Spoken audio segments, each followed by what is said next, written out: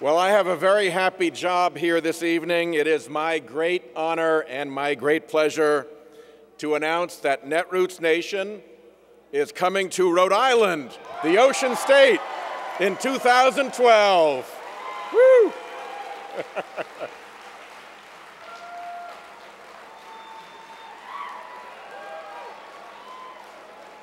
Oh, I hope the cameras are getting all this applause because it feels good up here. Providence is a beautiful city. It is as blue as the waters of Narragansett Bay.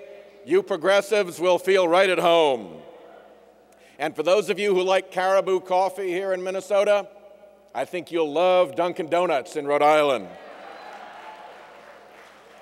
We know Providence will love having you there. And Providence, artsy, resilient, ethnically diverse Providence, filled with great universities, amazing restaurants, and unique history, may just steal your heart away too. Now, many of you may not know that the organizers of Netroots Nation were considering holding this year's meeting in Rhode Island.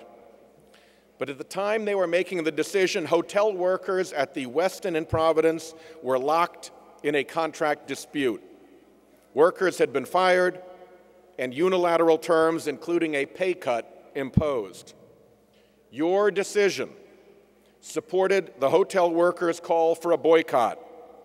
The boycott succeeded at bringing a resolution. The resolution, after nearly a year of fighting, was a happy ending. Those workers were able to ratify a new contract that erased the pay cut and brought some of those who were laid off back to work immediately. And we will meet some of them when we gather in Providence in 2012. Now, I mention that story because it's the story of workers across the country. The Republican Party, with the help of its corporate allies, is pursuing an agenda openly and relentlessly hostile to working Americans.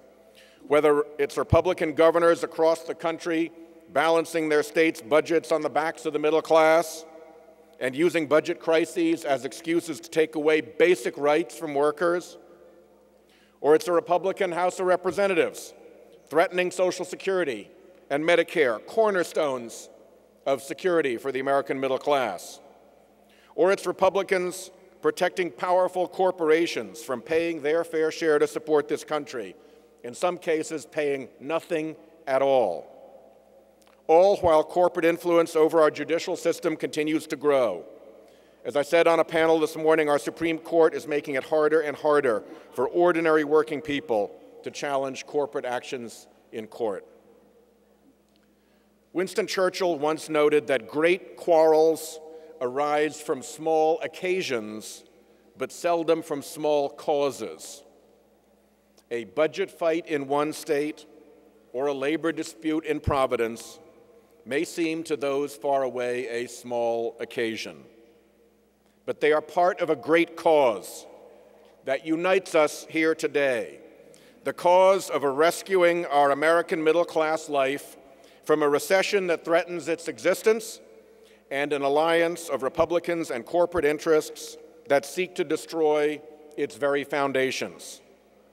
Affordable health care, good public schools, a clean and healthy environment, the security of a dignified retirement. These are the foundations of prosperity for those who work hard and play by the rules. And just as our community came together to fight for workers in Wisconsin, let us come together to fight with the same vigor for those values across the country.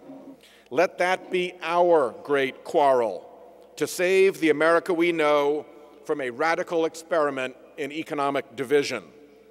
And let it be one we win.